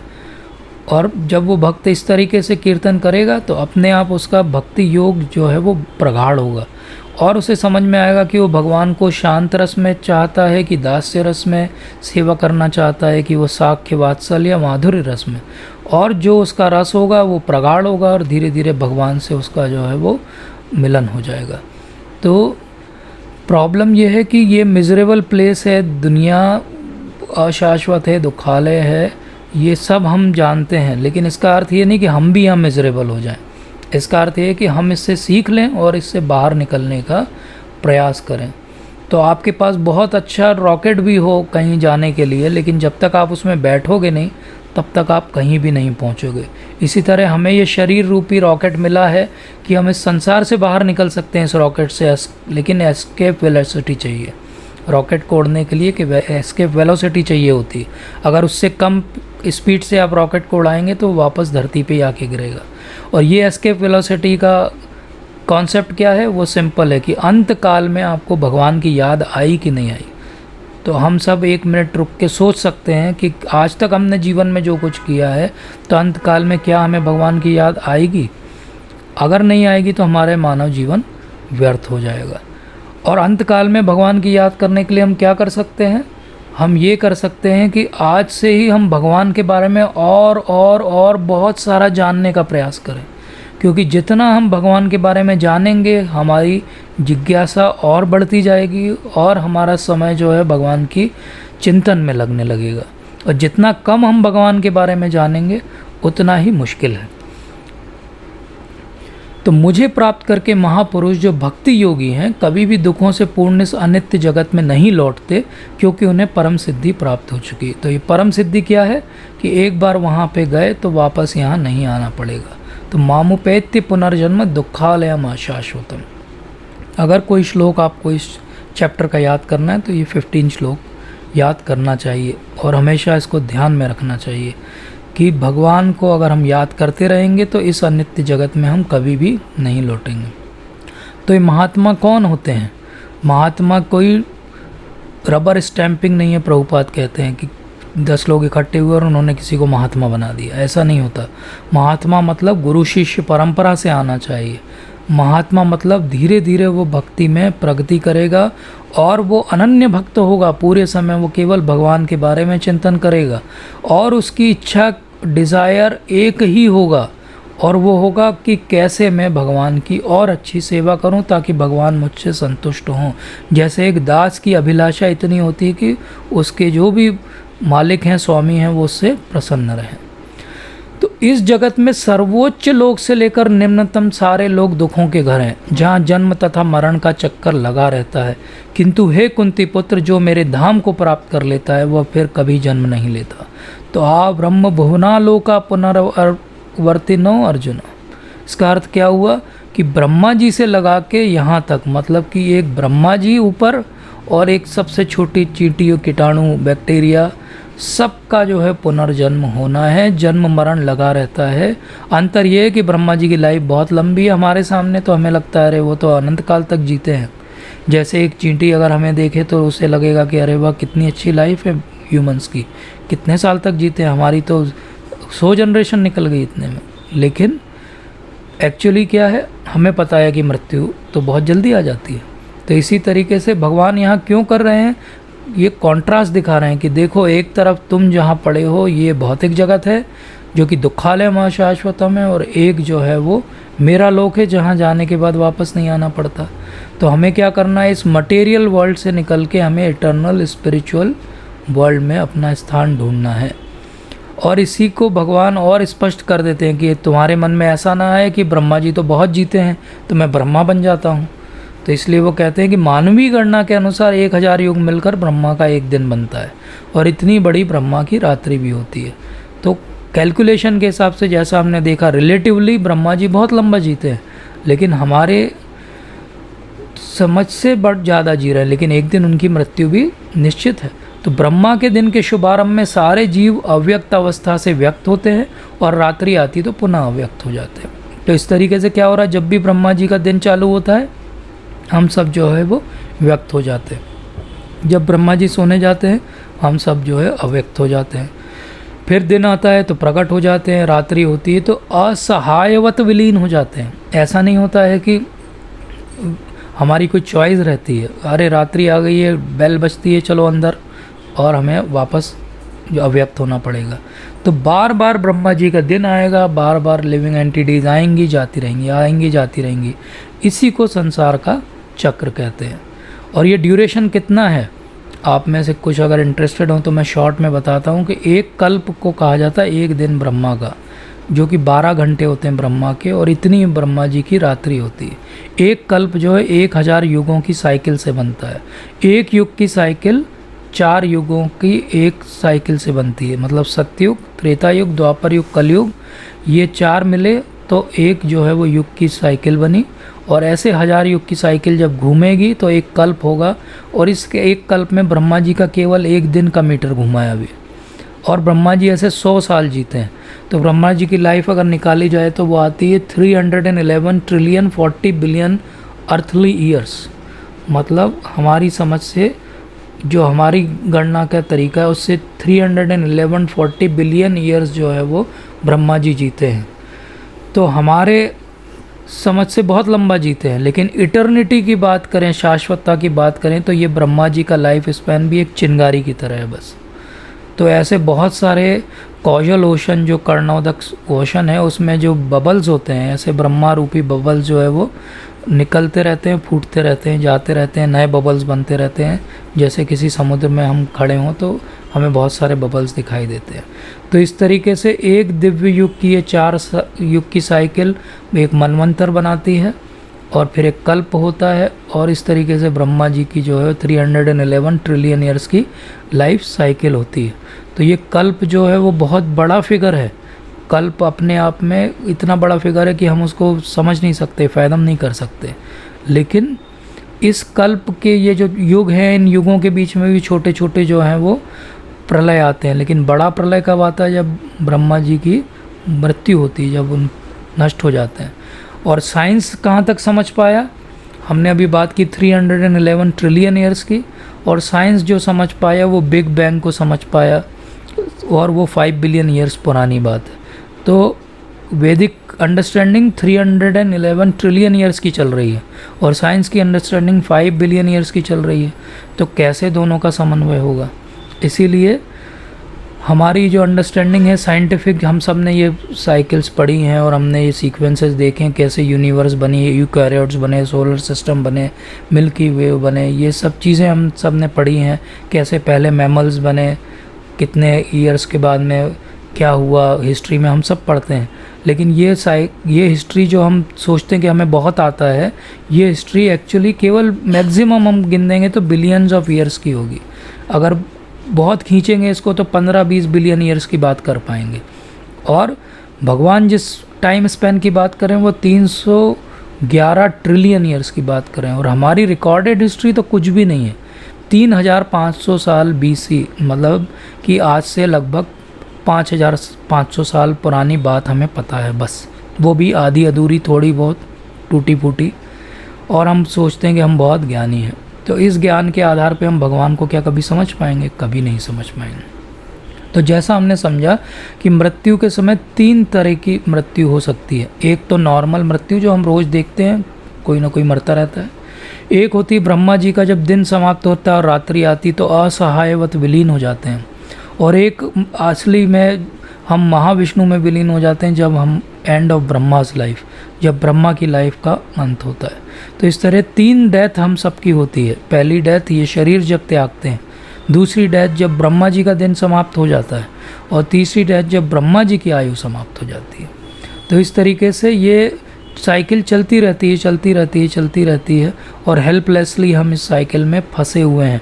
हम इसको रियलाइज़ भी नहीं कर पाते। हमारी एक्चुअली इंद्रियों ने इतना हमें भ्रमित कर रखा है कि हम सामने मृत्यु रोज़ देख रहे हैं और हम इस बात को नहीं समझ पाते कि एक दिन मेरा भी नंबर आने वाला है, और किसकी लॉटरी का नंबर कब आएगा, नोबडी नोस। इसीलिए यक्ष प्रश्न में पूछा जाता है तो उसका उत्तर देते हैं युधिष्ठिर महाराज की सबसे बड़े आश्चर्य की बात तो यही है कि रोज़ इतने लोग मर रहे हैं संसार में, फिर भी हर व्यक्ति को लगता है मैं तो हमेशा जीने वाला हूँ। यही सबसे बड़ा कन्फ्यूजन है। इसको दूर कर लीजिए, बाकी भौतिकता से हम वैसे ही दूर हो जाएंगे। तो इसके अतिरिक्त अब भगवान एक कॉन्ट्रास्ट दिखा रहे हैं। एक अन्य अव्यक्त प्रकृति है जो शाश्वत है, इस व्यक्त तथा अव्यक्त पदार्थ के परे है, और ये परा और कभी नष्ट न होने वाली है। जब इस संसार का सब कुछ लय हो जाता है तब भी उसका नाश नहीं होता है। तो ये एक अलग प्रकृति है जिसका कभी भी नाश नहीं होता है। अब ये कॉन्ट्रास्ट हमने देखा, वो हम जहाँ रह रहे हैं वो दुखालयम अशाश्वतम, जो नष्ट होने वाला है। मान लो आप ऐसी बिल्डिंग में रह रहे हो जिसको म्यूनिसिपैलिटी ने डिक्लेयर कर दिया हो कि अगली बारिश में भरभरा के गिर जाएगी, तो क्या वो बिल्डिंग में आप रहना जारी रखेंगे कि आप उसको छोड़ के कोई नया अपना आशियाना तलाशेंगे? इसी तरीके से ये शरीर हमारा एक ना एक दिन भरभरा के गिरने वाला है। हमने क्या कोशिश की कि इससे अच्छी कोई जगह है रहने की? तो भगवान यहाँ ऑप्शन दे रहे हैं कि एक ऐसी जगह मैं बताता हूँ तुम्हें जो शाश्वत है और इस व्यक्त अव्यक्त के परे है, मतलब ब्रह्मा के भी परे है, और उसका कभी नाश नहीं होता जब ये पूरा संसार ख़त्म हो जाता है। तो अगर हमें बोला जाए कि आप ऐसी जगह जा सकते हो, तो अगर हम थोड़े भी इंटेलिजेंट हैं तो हमें प्रयास तो करना ही चाहिए। क्यों? हमारे अंदर, सबके अंदर ये इच्छा है जाने के लिए। ये इच्छा कहाँ से आती है? क्योंकि हमारे शरीर के अंदर एक आत्मा है जो शाश्वत है, और वो इस अशाश्वत जगत में शाश्वतता ढूंढ रही है जो उसे नहीं मिल रही है, और यही हमारे फ्रस्ट्रेशन का मेन कारण है। तो स्पिरिचुअल वर्ल्ड कैसा है? शाश्वत है, कभी वो नष्ट नहीं होगा। वहाँ पे असीमित आनंद है, वहाँ सारे हमारी इच्छाएं पूर्ति हो जाएंगी, वहाँ सारी चीज़ें जो है सर्व आकर्षक हैं, लेकिन वो हमारी इन आँखों से हमें नहीं दिखेगा, क्योंकि वो दिव्य है, ट्रांसेंडेंटल है, वो सुप्रीम है, और वो ऐसी जगह है जहाँ जाने के बाद वापस नहीं आना पड़ता है। तो ये 9 इतनी स्पेशल क्वालिटीज़ हैं भगवान के स्पिरिचुअल वर्ल्ड की, और इसके बारे में जिसको और ज़्यादा पढ़ना हो तो उन्हें भागवतम का अध्ययन करना चाहिए, चैतन्य चरितामृत का अध्ययन करना चाहिए। तो इसके बारे में भगवान वहाँ और विस्तार से बताएंगे। तो जिसे वेदांती अप्रकट तथा अविनाशी बताते हैं, जो परम गंतव्य है, जिसे प्राप्त कर लेने पर कोई वापस नहीं आता, वही मेरा परम धाम है। तो भगवान का परम धाम कैसा है? जिसे प्राप्त करने पे कोई भी यहाँ वापस नहीं आएगा। तो हम सबको प्रयास तो करना चाहिए अपनी तरफ से। और भगवान कैसे हैं? भगवान जो सबसे महान है, अनन्य भक्ति के द्वारा ही प्राप्त किए जा सकते हैं। ये भी स्पष्ट कर दिया भगवान ने कि ऐसा नहीं सोचो कि कोई और तरीके से आप मुझे प्राप्त कर लोगे। और यद्यपि वे अपने धाम में विराजमान रहते हैं तब भी वे सर्वव्यापी हैं और उनमें सब कुछ स्थित है। तो भगवान अपने धाम में है। कोई ये कह सकता है कि भगवान धाम में है तो यहाँ कैसे संसार चल रहा है? उसको हमारे आचार्यगण समझाते हैं कि जिस तरीके से प्रधानमंत्री दिल्ली में बैठे हैं लेकिन पूरा शासन भारत में उनके माध्यम से चल रहा है, उनके बनाए हुए सिस्टम से चल रहा है। इसी तरह भगवान अपने धाम में रहते हैं, वो तो आत्मा राम है, लेकिन ये पूरे संसार का सिस्टम कॉस्मिक मैनेजमेंट उन्होंने बना के रखा हुआ है। और भगवान इतने महान हैं कि उनको हम इन आँखों से नहीं देख सकते। अगले आगे के भगवद गीता के अध्याय में भगवान इसके बारे में और विस्तार से बताएंगे। अब बताते हैं कि उन विभिन्न कालों को बताऊंगा जिससे इस संसार से प्रयाण करने के बाद योगी पुनः आता है अथवा नहीं आता। तो अभी तक भगवान ने पहले योग मिश्र भक्ति के बारे में बताया, फिर उसके बाद में बीच में भगवान जो है वो ब्रह्मा जी की आयु पे आ गए। उसके बाद में भगवान को एकदम अपने धाम की याद आ गई तो वो अपना धाम बताने लगे। और अब वापस बात कहाँ पे आ गई? उन्हीं योगियों पे आ गई कि अब योगी जब प्रयाण करते हैं तो इनफैक्ट आज भी ऐसे योगी हैं जो डिसाइड करते हैं कि वो कब अपना शरीर छोड़ेंगे। तो वो कैसे डिसाइड करते हैं? जैसे कि भीष्म पितामह ने डिसाइड किया था कि वो कब अपना शरीर छोड़ेंगे। तो योगी लोग जो हैं वो ये डिसाइड कर सकते हैं कि ये शरीर को कब वो त्यागेंगे। तो जो पर ब्रह्म के ज्ञाता होते हैं वे अग्निदेव के प्रभाव में, प्रकाश में, दिन के शुभ लक्षण में, शुक्ल पक्ष में, जब सूर्य उत्तरायण में रहता है, उन 6 मासों में इस संसार से शरीर त्याग करने पर उस पर ब्रह्म को प्राप्त करते हैं। तो वो इतना सब कुछ मेटिकुलस प्लानिंग करनी पड़ती है उनको कि ये सब चीज़ें टिक होना चाहिए, ये भी टिक, ये भी टिक, ये भी टिक, हाँ ये सब टिक हो रहा है, चलो अब मैं शरीर त्याग देता हूँ।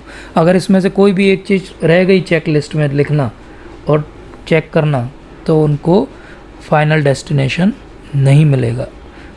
तो इसलिए भगवान फिर कॉन्ट्रास्ट बता रहे हैं कि लेकिन जो योगी उतने अकम्प्लिश नहीं है उनका क्या होगा? वो धुएं में, रात्रि में, कृष्ण पक्ष में, सूर्य के दक्षिणायन में दिवंगत हो जाएंगे तो वो चंद्रलोक चले जाएंगे और वापस पृथ्वी पे आ जाएंगे। मतलब उनको फाइनल डेस्टिनेशन नहीं मिलेगा, उनको बोर्डिंग पास आखिरी में इशू नहीं होगा, उनको आखिरी विंडो से वापस भेज दिया जाएगा कि आपकी फ़्लाइट मिस हो गई है, अब आप वापस घर चले जाइए। तो इस तरीके से हम योगियों को कितना डिसाइड करना पड़ता है, एक एक चीज़ को प्लान करना पड़ेगा। थोड़ी भी चूक हो जाएगी तो वो कहीं के कहीं पहुंच जाएंगे। तो वैदिक मतानुसार इस संसार से प्रयाण करने के 2 मार्ग हैं, एक प्रकाश का और दूसरा अंधकार का। जैसा अभी भगवान ने बताया, प्रकाश के मार्ग से जो जाता है वो वापस नहीं आता, अंधकार के मार्ग से जाने वाला पुनः लौट के आ जाता है। साधारण भाषा में समझें तो आपको रात को कहीं जाना हो और अमावस हो और अगर स्ट्रीट लाइट नहीं जल रही हो तो आप ज़्यादा दूर नहीं जा पाओगे जब तक टॉर्च नहीं है आपके पास, आपको वापस आना पड़ेगा। ऐसे ही अगर दिन के प्रकाश में जाओगे तो आपको जहाँ जाना है वहाँ पहुँच पाओगे। तो ये कॉन्सेप्ट जो है भगवान ने कहाँ से चालू किया था कि अंतकाल में मुझे याद करना है। योगी लोग अंतकाल में मुझे याद करने के लिए बहुत सारे यत्न करते हैं, मन को कंट्रोल करते हैं। और केवल मन को नहीं कंट्रोल करते, उनको इस पूरे भौतिक जगत के बहुत सारे फैक्टर्स को भी ध्यान रखना पड़ता है शरीर छोड़ते हुए। लेकिन अब भक्त से वो कॉन्ट्रास्ट करेंगे इसको भगवान कि यद्यपि भक्तगण इन दोनों मार्गों को जानते हैं किंतु वे मोहग्रस्त नहीं होते, इसलिए तुम भक्ति में सदैव स्थिर रहो। तो क्या करना है हमें? भक्त के रूप में हम इन दोनों मार्ग को जानते हैं कि एक प्रकाश का मार्ग है और एक जो अंधकार का मार्ग है, लेकिन हमें कुछ डरने की बात नहीं। हम तो भक्ति करें, हम चाहे प्रकाश के मार्ग से आए चाहे अंधकार के मार्ग से, हमें लेने भगवान की गाड़ी आएगी जिसमें लाइट लगी हुई है। अगर वो अंधकार के समय होगा तो वो लाइट जला लेंगे और बारिश का समय होगा तो वाइपर चालू कर लेंगे। तो हमें डरने की कोई बात नहीं है। तो शरीर त्यागने के फाइनली 3 तरह के हो गए। एक लाइट में त्यागो तो ब्रह्म ज्योति तक चले जाओगे, एक डार्कनेस में त्यागोगे तो थोड़ा बहुत स्वर्ग वर्ग का सुख भोग के वापस धरती पे आ जाओगे, और एक कभी भी त्यागो लेकिन भक्तिमय होके त्यागो तो कृष्ण के लोक चले जाओगे। तो कितना आसान है, सिंपल सी बात है कि हमें ना दक्षिणायन का ध्यान रखना है ना उत्तरायण का ध्यान रखना है, हमें तो भगवान का ध्यान रखना है। अगर हम भगवान पे ध्यान करेंगे तो ये छोटे छोटे एडजस्टमेंट भगवान स्वयं हमारे लिए कर देंगे। जैसा हमने अभी देखा था कि एक जो है वो देह छोड़ने के बाद मुक्त होते हैं लोग, और एक जो इस देह में रहते हुए ही मुक्त हो जाते हैं। हमें क्या बनना है? इस देह में रहते हुए ही मुक्त बनना है। तो इसलिए हमें चिंता करने की बात है ही नहीं। प्रभुपाद इसके परपट में बताते हैं कि हमें ये सोचना ही नहीं कि अरे अगर मैं एक्सीडेंट में मर गया तो क्या होगा, क्या मुझे भगवान की याद आएगी, क्या मैं भगवान के धाम जा पाऊँगा, या मेरी सारी जो मैंने प्रयास किए ये व्यर्थ हो जाएंगे। तो इसीलिए भगवान कहते हैं कि जो व्यक्ति भक्ति मार्ग स्वीकार करता है वह वेदाध्ययन, तपस्या, दान, दार्शनिक तथा सकाम कर्म करने से प्राप्त होने वाले फलों से वंचित नहीं होता। वह मात्र भक्ति संपन्न करके इन समस्त फलों को प्राप्त करता है और अंत में परम नित्य धाम को प्राप्त होता है। तो इस तरीके से भक्ति मार्ग हम स्वीकार कर लें तो अलग से ना वेद पढ़ने की ज़रूरत है, ना तपस्या करने की, ना दान देने की, ना सकाम कर्म करने की। केवल भक्ति करने से सब चीज़ें अपने आप हो जाएंगी। जैसे भगवान भागवतम के अंदर इसको समझाते हैं कि अगर आपने पेड़ की जड़ को पानी दे दिया तो आपने सब कुछ अपना जो है वो सिद्ध कर लिया। आपको एक एक पत्ते और फल की ध्यान रखने की आवश्यकता नहीं है। इसी तरह केवल भगवान श्री कृष्ण की भक्ति कर ली तो बाकी सब चीज़ें अपने आप हो गई। कई बार हम भक्ति में आने के बाद भी दान, तपस्या, इन सब पे ध्यान देते हैं, तो अगर वो भक्ति में हमें आगे बढ़ा रही है तो ये सब चीज़ें ठीक है, लेकिन अगर हमें ये भक्ति से दूर ले जा रही है तो ऐसे तपस्या, दान और सकाम कर्म से हमें दूर ही रहना चाहिए। और कई बार लोग हमसे प्रश्न पूछते हैं, तुम भक्ति करते रहते हो, क्या होगा इस भक्ति करने से? तो हमें ये श्लोक उन्हें दिखाना चाहिए कि अगर मैं भक्ति करता हूँ तो ऑटोमेटिकली मैंने सब कुछ कर दिया। भक्ति करने से मैंने दान भी दे दिया, मैंने तपस्या भी कर ली, मैंने सब कुछ कर लिया, क्योंकि ये सब फल जो इनसे मिलेंगे वो फल तो मुझे आसानी से नित्य रूप से मिल गए। तो ये भगवान क्या कह रहे हैं? इदम विदित्वा, ऐसा जान लो, ऐसा तुम्हें पता होना चाहिए। तो प्रभुपाद कहते हैं इसके परपट में कि एक स्ट्रोक से, एक काम करके जो है आपने सारे रिचुअल दुनिया भर के जितने लोग कर रहे हैं उन सब से आप आगे निकल गए। तो ये कितनी अच्छी बात।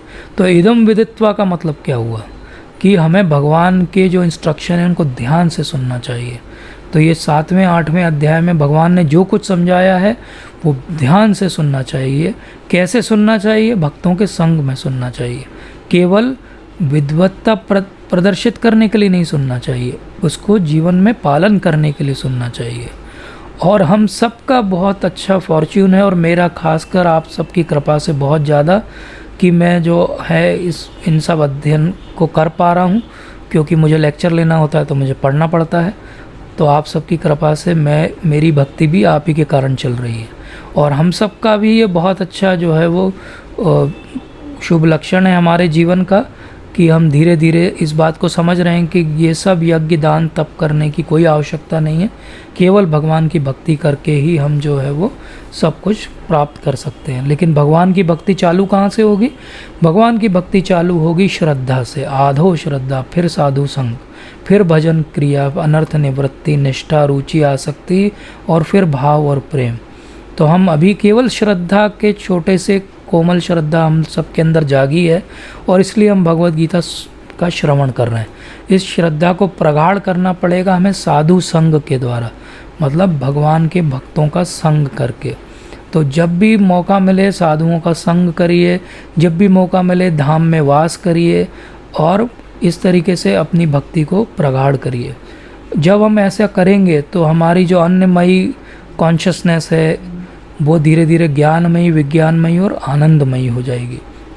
तो ये कॉन्शसनेस का डेवलपमेंट होगा जब हम भक्ति करेंगे, जब हम ज्ञान प्राप्त करेंगे। और भक्ति के फिर विभिन्न अंग हैं जिनका हमें पालन करना चाहिए। खासकर नवदा भक्ति के अंगों का पालन करना चाहिए, जिसमें आते हैं श्रवण करना, मतलब भगवान के बारे में सुनना, कीर्तन करना, मतलब भगवान के नाम का कीर्तन करना या भगवान के लीलाओं का वर्णन करना, स्मरण करना, जो हमने सुना है उसको याद करना, चैंटिंग करना, पाद सेवन करना, मतलब भगवान की सेवा करना, अर्चनम करना, मतलब भगवान के विग्रहों की सेवा करना, वंदनम करना, मतलब कि अपने हृदय से हार्टफुल प्रेयर्स प्रार्थना करना भगवान से, दास्यम मतलब भगवान का दास बन के रहना, साख्यम और आत्मनिवेदनम, ये उससे भी बड़ी पराकाष्ठा है। तो इस तरीके से हम तो अभी श्रवणम और कीर्तनम और श्रद्धा विकसित करने पे अपना ध्यान दें। तो इस तरह हमने देखा कि किस तरह भगवान ने इस पूरे अध्याय में मेन बात जिस पे फोकस किया कि कैसे भगवान श्री कृष्ण को अंत समय हमें याद करना है। अब प्रैक्टिकल एप्लीकेशन क्या है इस ज्ञान की, क्योंकि हम सब हर अध्याय के अंत में देखते हैं कि प्रैक्टिकल हमारे जीवन में हम इससे क्या सीखें।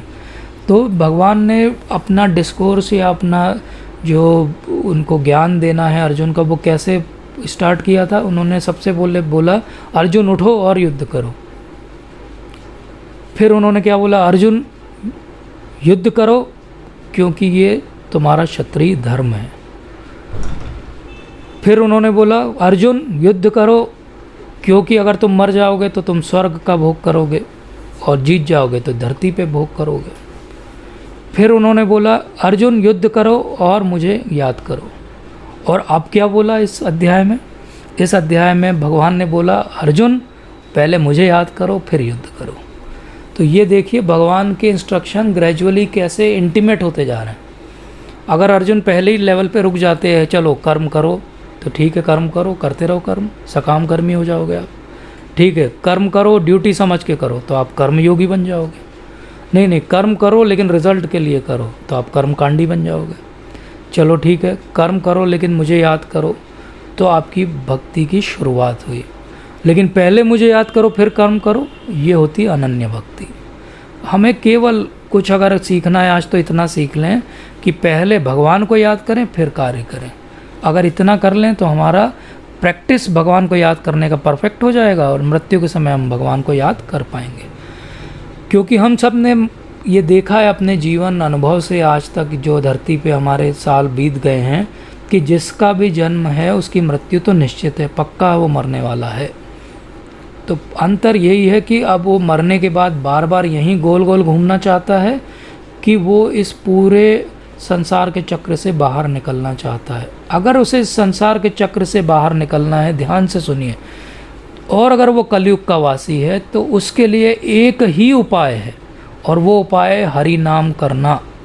क्योंकि भगवान तो आगे अभी 10वें अध्याय में 34 श्लोक में बताएंगे कि मैं काल हूँ, मतलब भगवान तो मृत्यु के रूप में सबको दर्शन देने वाले हैं। लेकिन वो मृत्यु हमें कहाँ ले जाएगी वो हमको डिसाइड करना है।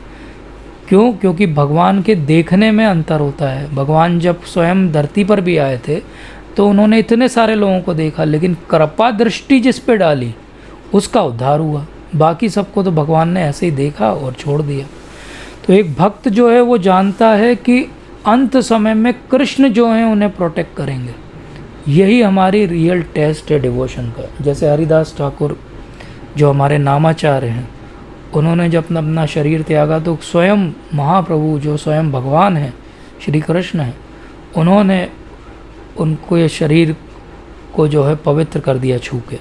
तो इस तरीके से हम देखते हैं कि एक भक्त को ये पता है कि मृत्यु के समय भगवान कृष्ण जो है उसे प्रोटेक्ट करेंगे। एक अभक्त को का हाल तो वही होगा जैसे शेर के मुंह में हिरण, उसका कुछ भी नहीं होगा। अब बात यह है कि चलिए हम में से कुछ तो भक्ति कर रहे हैं, कुछ सालों से कर रहे हैं, भगवान का नाम भी ले रहे हैं, तो क्या सच में हम भगवान को याद करते हैं? तो ये ध्यान रखना चाहिए। आयेंद्र प्रभु जो बहुत महान कीर्तनीय हैं और श्रील प्रभुपाद के शिष्य हैं और वृंदावन में उन्होंने वास किया, अब वो हमारे बीच नहीं है, वो कहा करते थे कि हर चैंटिंग जब आप बैठो 16 माला करने तो आप ये सोचो कि हो सकता है ये आपके जीवन की आखिरी चैंटिंग हो। जब आप 16वें माला पे आओ तो आप ये सोचो कि हो सकता है आपके जीवन की आखिरी माला हो। जब आप 16वें माला के आखिरी मंत्र पे आओ तो हो सकता है ये आपके जीवन का आखिरी मंत्र हो। इसलिए हमें रोज़ ये प्रैक्टिस करनी पड़ेगी। We have to practice for dying, कि आज अगर मेरी मृत्यु हो जाए तो क्या मुझे भगवान याद आएंगे, और अगर नहीं आएंगे याद तो सब कुछ व्यर्थ हो गया, सारे लेक्चर व्यर्थ हो गए, सारा पढ़ना व्यर्थ हो गया। तो हम सब डिप्रेस हो जाते हैं ऐसा सुन के। तो अब मैं आपको खुश कर देता हूँ। How to remember Shri Krishna at the time of death. तो सबसे मेन चीज़ क्या है, भगवान को अगर याद करना है तो सेवा करनी पड़ेगी। इसीलिए श्रील प्रभुपाद ने भक्ति का ट्रांसलेशन अंग्रेजी में किया डिवोशनल सर्विस, मतलब सेवा करनी पड़ेगी। जब हम सेवा करेंगे भगवान की तो भगवान की कृपा हमें मिलेगी। लेकिन भगवान की कृपा इतनी आसानी से तो नहीं मिलेगी, भगवान तो बहुत बिजी व्यक्ति हैं। तो क्या करना पड़ेगा, भगवान को प्रसन्न करने के लिए उनके भक्तों को प्रसन्न करना पड़ेगा, भक्तों को और गुरु महाराज को प्रसन्न करना पड़ेगा। अगर हम गुरु महाराज और भक्तों को प्रसन्न करेंगे तो हमारा जीवन सफल हो जाएगा। और इसके लिए श्रील प्रभुपाद ने हमें केवल छोटी सी 4 चीज़ें करने के लिए कहा है कि अंत में भगवान को याद करना है। बहुत सिंपल है, कलयुग में हो केवल इतना काम करो, 16 माला हरे कृष्ण का नियमित जाप करो, 4 नियमों का पालन करो, समय पे उठो सुबह, अपने जीवन को नियमित करो और प्रैक्टिकली भगवान के संबंध में कुछ तो सेवा करो। अगर आप ये 4 छोटी छोटी बातें हैं जिनका जीवन में उतार के पालन करना चालू करेंगे तो अपने आप आपकी भक्ति जो है वो प्रगाढ़ हो जाएगी। ऐसा चैतन्य महाप्रभु ने चैतन्य चरितामृत की आदि लीला में कहा, कली काले नाम रूपे कृष्ण अवतार, नाम हेते है सर्व जगत निस्तार। तो इस कली काल में भगवान ने कैसा अवतार लिया है? नाम के रूप में अवतार लिया है। किस नाम के रूप में अवतार लिया? हरि नाम के रूप में अवतार लिया। हरि नाम अर्थात हरे कृष्ण कृष्ण कृष्ण हरे हरे, हरे राम राम राम हरे। तो कृष्ण नाम महामंत्रेरा एत स्वभाव, ये जपे तार कृष्ण उपजीय भाव। तो कृष्ण के जो महामंत्र हैं इसका क्या स्वभाव है? बहुत अच्छा स्वभाव है इस मंत्र का।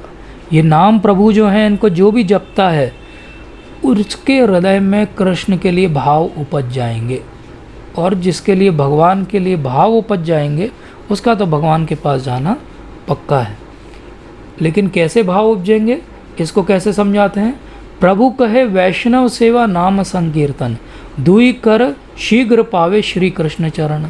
तो 2 चीज़ हमें करनी पड़ेगी, एक तो नाम संकीर्तन जो अभी हमने सीखा, और एक वैष्णवों की सेवा। अगर ये 2 चीज़ें हम समझ लें तो हमारे मन में हमेशा डाउट आता है मृत्यु के समय मुझे भगवान याद आएंगे कि नहीं आएंगे, आएंगे कि नहीं आएंगे, क्या होगा मेरा?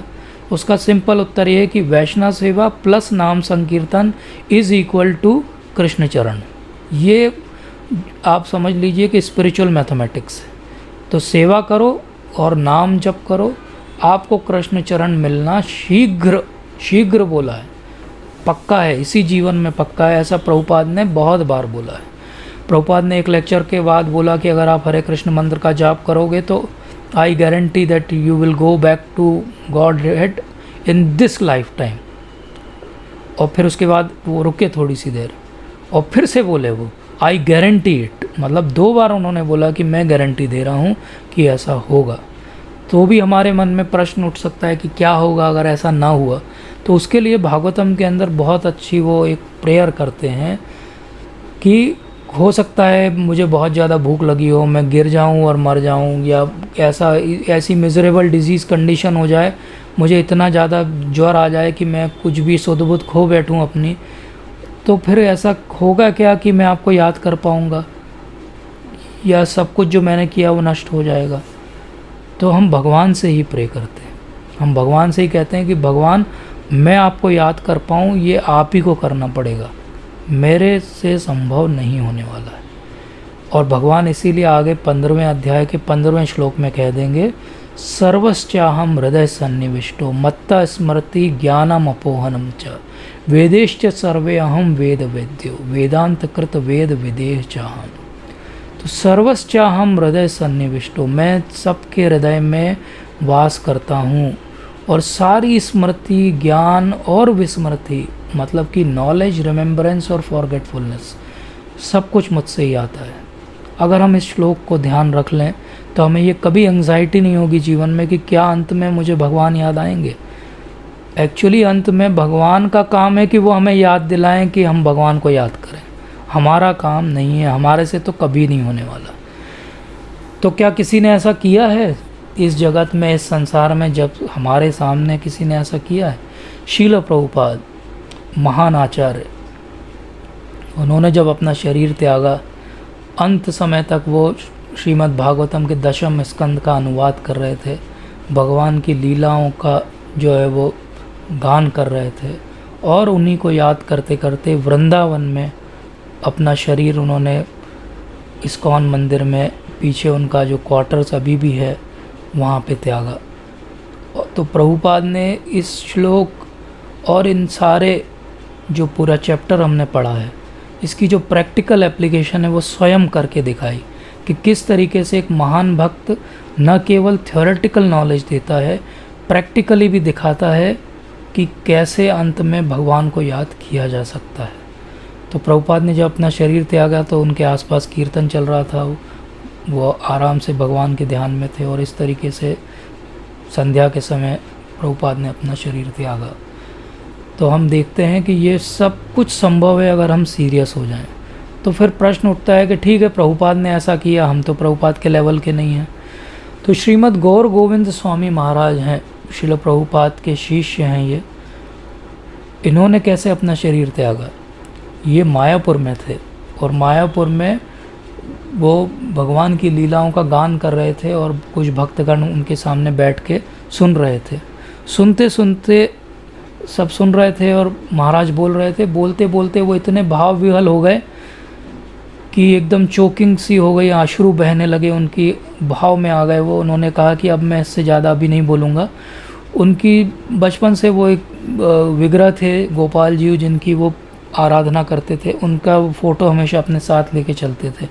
वो फ़ोटो उन्होंने मंगाया, वो फ़ोटो ऐसे अपने सामने रखा और भक्तों को बोला कि कीर्तन करो। सब लोग हरे कृष्ण महामंत्र का जाप कीर्तन करने लगे, और महाराज ने वो फ़ोटो देखते देखते अपना शरीर जो है वो त्याग दिया। तो महान भक्त अगर शुद्धता से अपना जीवन जीते हैं तो वो दिखाते हैं कि किस तरीके से अंत में भगवान को याद करते हुए शरीर को त्यागा जा सकता है। फिर भी ये प्रश्न उठ सकता है कि ये तो ठीक है, बड़े बड़े महाराज हैं। तो ये एक बहुत सिंपल सी माता जी हैं, अमेरिकन हैं, और रत्न रंजनी देवी दासी इनका नाम है। इनको कैंसर हो गया था, 2 साल तक ये कैंसर की वजह से बहुत ज़्यादा पीड़ित दुखी रही। लेकिन इनकी पूरी बुक है simple for the simple. Prabhupada का ये बहुत पैट डायलॉग था, वो कहते थे कि Krishna consciousness is simple for the simple. बोले अगर आप सिंपल हो तो कृष्णा कॉन्शियसनेस आपके लिए सिंपल है, अगर आप कॉम्प्लिकेटेड हो तो कृष्ण उससे ज़्यादा कॉम्प्लिकेटेड है। वो आपके लिए इतना जीवन भक्ति में दूभर कर देंगे कि आप भक्ति छोड़ के भाग जाओगे। पर अगर आप सिंपल हो तो भक्ति करना बहुत सिंपल है। तो ये माता जी बहुत सिंपल हैं, इसलिए उन्होंने अंत समय में इतनी दुख तकलीफ़ और कैंसर का दर्द जिसको होता है वही समझ सकता है, वो सब होते हुए अंत में जो है वो भगवान को याद किया। इसी तरह भक्ति तीर्थ स्वामी महाराज, इसी तरह राधानाथ महाराज के जो सेक्रेटरी थे, बहुत यंग थे लेकिन उन्हें भी कैंसर हो गया। बहुत दर्द वाला कैंसर था, हम सब ने स्वयं देखा है उनको तकलीफ़ में, लेकिन वो भी अंत में महाराज उनके सिरहाने खड़े हैं। वृंदावन मायापुर से मालाएं उनके गले में डली हुई है, आयेंद्र प्रभु कीर्तन कर रहे हैं और वो अपना शरीर त्याग रहे हैं। तो अगर आप सीरियस रहोगे तो भगवान ऐसा अरेंजमेंट करेंगे कि अंत में हम भगवान को याद कर पाएँ। फिर भी ये प्रश्न उठता है कि हम देखते हैं बहुत सारे भक्त हैं जो बहुत सिंपल हैं, अच्छे हैं, सेवा करते हैं, अंत में एक्सीडेंट से डेथ हो जाती है, बर्न हो जाता है और डेथ हो जाती है। तो उस समय ये कॉन्सेप्ट समझना चाहिए कि भगवान की जो भी अंडरस्टैंडिंग प्रारब्ध को लेके है वो हम नहीं जान सकते, पहली बात। और दूसरी बात और बहुत महत्वपूर्ण कि वो तो पहले ही जो है जीवन मुक्त हैं, क्योंकि उन्होंने समझ लिया है कि पूरा सब कुछ भगवान का है। तो जीवन मुक्त व्यक्ति अपना शरीर कैसे भी त्यागे उससे बहुत फ़र्क नहीं पड़ता, क्योंकि वो ऑलरेडी जीवन मुक्त है। तो इस तरह आज के अध्याय से हमें जीवन में क्या सीखना चाहिए? हमें जीवन में सीखना चाहिए कि ये रियलिटी जो हमें सामने अपने आसपास भौतिक जगत के रूप में, सुंदरता के रूप में दिखाई देती है, ये उतनी अच्छी भी नहीं है जितनी हमें दिखाई देती है स्वप्न में, लेकिन उतनी ख़राब भी नहीं है कि ये कोई दुःस्वप्न हो। हम इससे बाहर निकल सकते हैं। तो ये संसार क्या है? ये संसार एक हॉस्पिटल जैसा है, यहाँ ट्रीटमेंट कराने आई है। और हमारा जो मेंटल प्रॉब्लम है, भगवान की सेवा हम नहीं करते हैं, वो मेंटल ट्रीटमेंट लीजिए और यहाँ से वापस भगवान के पास चले जाइए। कोई भी अस्पताल में एन्जॉयमेंट करने नहीं आता। इसी तरीके से हमें भी इस संसार को ट्रीटमेंट के लिए यूज़ करना है, न कि एन्जॉयमेंट के लिए। और हम बोलते रहे हम तो भगवान के बहुत बड़े भक्त हैं, बहुत बड़े भक्त हैं, बोलने से कुछ नहीं होगा। आपको इंटेंशन से और अटेंशन से उस चीज़ को दिखाना पड़ेगा। सहजिया बनने से, इमोशनल होने से कुछ नहीं होगा। भगवान के लिए सेवा, ठोस सेवा करके दिखानी पड़ेगी, तभी हम भगवान को अंत में याद कर पाएंगे। तो आखिरी में कोई अगर एक फ्रेज़ याद करना हो आज के लिए तो वो ये है, always remember Lord Krishna and never forget Lord Krishna. हमेशा भगवान श्री कृष्ण का स्मरण रखिए और कभी भी भगवान का विस्मरण मत करिए। आप सभी का बहुत बहुत धन्यवाद। कोई त्रुटि सुधार हो, कोई प्रश्न हो तो ले सकते हैं। Thank you.